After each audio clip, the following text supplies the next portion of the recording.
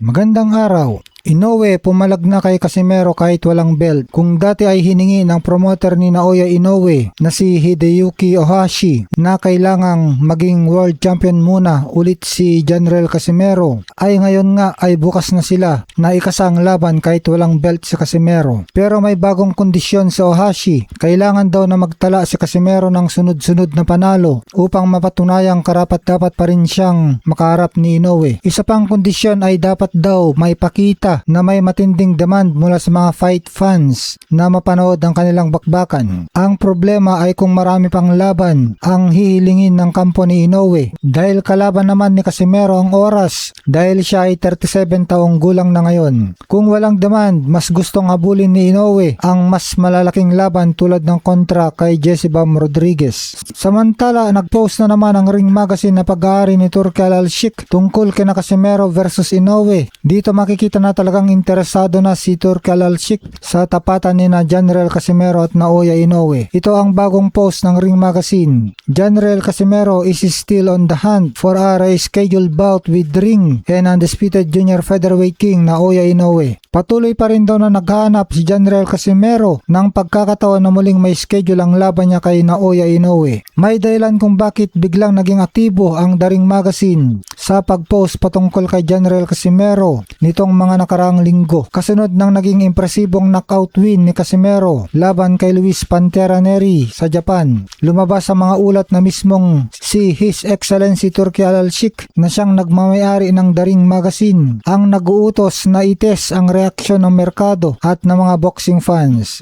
Gusto niyang makita kung talagang marketable o papatok sa takilya ang tapatang Inoue versus Casimero para maging bahagi ng isang malaking Riyadh season card. At dahil dagsa ang komento at excitement mula sa mga Pinoy at Japanese fans, napatunayan na buhay pa rin ang interes sa laban na ito na unang naudlot noong 2020 dahil sa pandemya. Kaya dito makikita na malakas talagang demand sa Casimero versus Inoue. Kaya posibleng mapersa si Inoue na kalabanin na agad si Casimero.